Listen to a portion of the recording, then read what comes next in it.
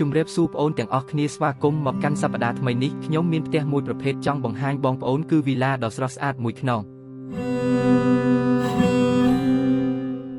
វីឡាគឺជាប្រភេទផ្ទះមួយដែលពេញនិយមសម្រាប់ការស្នាក់នៅគ្រប់ពេលនិងសម័យកាលវីដេអូនេះខ្ញុំសូមបរិយាយដល់បងប្អូនឲ្យបានដឹងថាហេតុអ្វីបានជាខ្ញុំជ្រើសរើសប្រភេទផ្ទះមួយនេះធ្វើបទបង្ហាញជូនបងប្អូនចឹងកុំឲ្យខាតពេលយូរយើងទៅតាមដានទស្សនាទាំងអស់គ្នា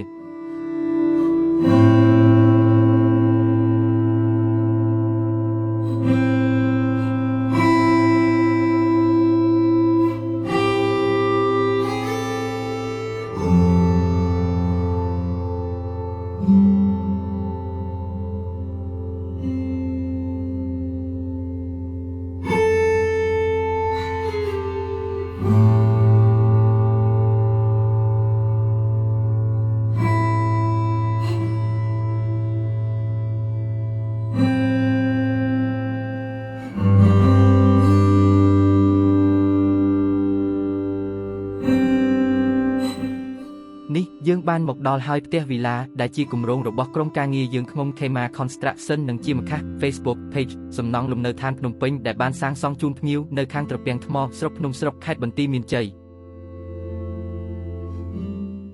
មើលទៅផ្ទះវីឡានេះគឺមានទំហំនិងកម្ពស់កម្ពស់ស្អាតសមរូបសមរាងជាងវីឡាទូទៅដទៃហើយមិនចាញ់វីឡាតូចខ្នាតតូចមួយចំនួនដែលធ្លាប់បានឃើញពីមុននោះទេ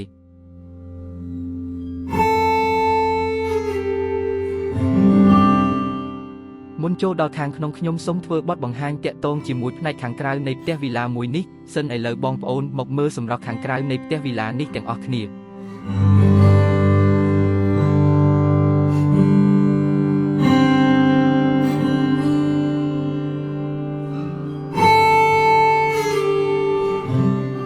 ខ្ញុំមានអារម្មណ៍ថាប្លែកមែនទែនដោយសារតែផ្ទះវីឡានេះត្រូវបានរចនាជារចនាបថមួយដែលយើងមើលឃើញបែបជា mode classic villa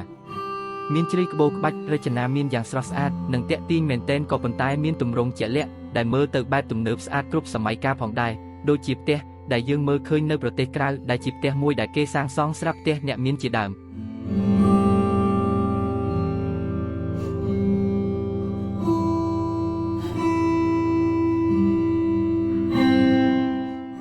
ហើយសម្រាប់បរិវេណខាងមុខនេះវិញដូចយើងបានឃើញជាក់ស្ដែងបងប្អូនទាំងអស់គ្នាគឺអាចរៀបចំទៅជាចំណតហើយសងខាងផ្ទះដែលសល់ដីនឹងយើងអាចរៀបចំទៅជាសួនច្បារដាំដើមឈើផ្កា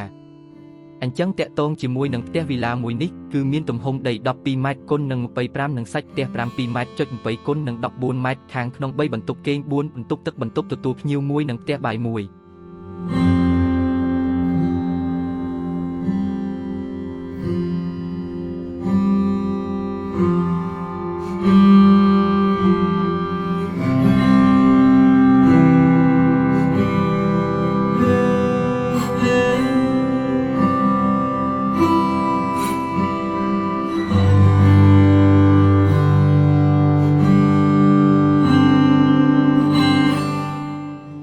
ហើយប្រសិនបើជាបងប្អូនអត់ចង់ចំណាយច្រើនលើការតុបតែងលេងស្កេតខាងក្រៅអាចតាក់ទងមកកាន់ក្រុមការងារយើងក្នុងបាទដែលមានលេខទូរស័ព្ទ0983884443និងមួយខ្សែទៀត0518884443និងអាចឆាតមកកាន់ប្រអប់សារ Facebook Page សំណង់លំនៅឋានភ្នំពេញផងដែរ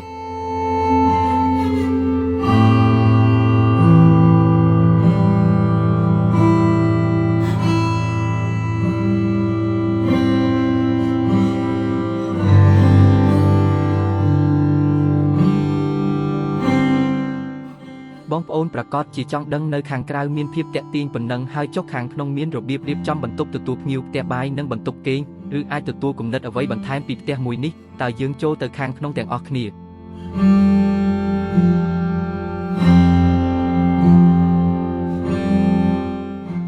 វងធំទូលាយនិងមានរចនាតុបតែងបានយ៉ាងស្រស់ស្អាតនិងតាក់ទាញមែនទែនជាដំបូងបងប្អូនទាំងអស់គ្នាខ្ញុំចង់បង្ហាញបងប្អូននៅបរិវេណនៃបន្ទប់ទទួលភ្ញៀវខ្ញុំចាប់អារម្មណ៍ឃើញ3ចំណុចសំខាន់នៅបរិវេណកន្លែងនេះដោយសារតែយើងចូលមកដល់ពេលមានអារម្មណ៍ថាមានការតុបតែងដូចជារបៀបរៀបចំគឺប្លែកអញ្ចឹងចំណុចទី1ដែលខ្ញុំចាប់អារម្មណ៍ជាងគេគឺទំហំបរិវេណបន្ទប់ទទួលភ្ញៀវនេះគឺទំហំធំទូលាយមែនទែនដែលបងប្អូនបានឃើញជាក់ស្ដែងគេបានរៀបចំទៅជាឈុតសាឡុងក៏ដូចជាតុមួយដែលតាក់ទង នឹងចំណុចទី2ដែលជាចំណុចតាក់ទាញក្នុងការតុបតែងកន្លែងនេះយើងមើលឃើញថាវាធំទូលាយមែនទែនវាធ្វើឲ្យផ្ទះបើយើងមើលទៅស្អាតហើយផ្នែកដែលសំខាន់មួយទៀតនោះគឺរចនាសម្ព័ន្ធផ្នែកស្ថាបត្យកម្មគឺយើងមើលឃើញថាជាទូទៅផ្ទះបើយើងគឺជំនួសដោយជញ្ជាំងបិទជិតក៏ប៉ុន្តែនៅកន្លែងនេះគឺគេជំនួយដោយបង្អួចកញ្ចក់ដើម្បីឲ្យពន្លឺនិងខ្យល់ចេញចូលគ្រប់គ្រាន់អញ្ចឹងនៅពេលថ្ងៃឡើងអីពេលព្រឹកព្រលឹមបងប្អូនមិនបាច់ចាំបើកភ្លើងក៏បានដែរអាចនឹងបើកបង្អួចម៉ោងមានខ្យល់ដូចជាបរិយាកាសចេញចូលគ្រប់គ្រាន់ហើយអ្វីដែលសំខាន់បន្ទាប់ការធ្វើបែបនេះយើងមានអារម្មណ៍ថាផ្នែកបរិវេណក្នុងផ្ទះបើយើងគឺផ្សារភ្ជាប់ជាមួយនឹងខាងក្រៅដែលយើងបានដាំដើមឈើនិងផ្កាល្អជាងមានអារម្មណ៍ថាយើងរស់នៅដែលផ្សារភ្ជាប់ជាមួយនឹងធម្មជាតិអ្វីដែលសំខាន់ទៀតការតុបតែងខ្ញុំបានលើកឡើងនោះគឺយើងប្រើប្រាស់របស់របរមួយចំនួនដែលមើលទៅឃើញថាវាមិនធំពេកទេគឺសមល្មមនឹងធ្វើឲ្យបរិយាកាសផ្ទះបើយើងទាំងពណ៌ទាំងរបៀបរៀបចំទាំងរចនាសម្ព័ន្ធនៃស្ថាបត្យកម្មទាំង3ចំណុចនេះគឺវាស៊ីគ្នាបានល្អវាធ្វើឲ្យផ្ទះរបស់យើងនឹងមើលទៅមានផាសុកភាពបន្ទាប់ទៀតដែលខ្ញុំចង់បង្ហាញបងប្អូនគឺផ្ទះបាយឥឡូវយើងមកដល់បរិវេណផ្ទះបាយឃើញថាគេបានរៀបចំដោយផ្សារភ្ជាប់ពីកន្លែងទទួលភ្ញៀវមកដល់ផ្ទះបាយតែម្ដងចឹងបរិវេណទាំង3កន្លែងនេះគឺមានរាងត្រង់ស្មើដែលមានទីតាំងលើក្រោមនិងគ្រឿងសម្ភារៈមួយចំនួនសម្រាប់ចម្អិនម្ហូបបាន2ទៅ3នាក់គឺដូចជាមិនប៉ះដៃគ្នាទេវាផ្សារភ្ជាប់ពីកន្លែងទទួលភ្ញៀវមួយផ្ទះបាយក៏ពិតមែនក៏ប៉ុន្តែយើងមើលទៅវាអត់មានភាពរញ៉េញ៉ៃទេគឺមានការបិទជិតល្អហើយកន្លែងនេះគឺយើងមានតុកន្លែងទទួលទានអាហារបាននឹងមានការតុបតែងបន្ថែមទៅលើជញ្ជាំងដើម្បីបង្កើនសុខភាពដល់ផ្ទះបើយើងចាប់អារម្មណ៍បរិវេណនៃកន្លែងទទួលភ្ញៀវគឺបងប្អូនខ្មែរនឹងងាយស្រួលមែនទែនដោយសារតែទីធ្លានឹងគឺធំទូលាយសមល្មមដែលបងប្អូនអាចរៀបចំតុក៏ដូចជាកៅអីទៅតាមចំនួនសមាជិកគ្រួសារបាន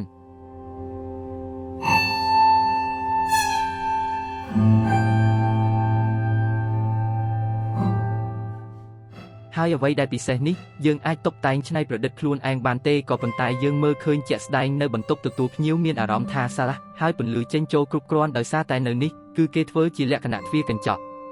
ដើម្បីឲ្យបងប្អូនបើកទៅអាចឃើញបរិវេណខាងក្រៅបានដែលមានជាលក្ខណៈទឹកដើមឈើអីចឹងមានអារម្មណ៍ថាកំពុងទទួលទានអាហារនៅខាងក្រៅធម្មជាតិអីចឹង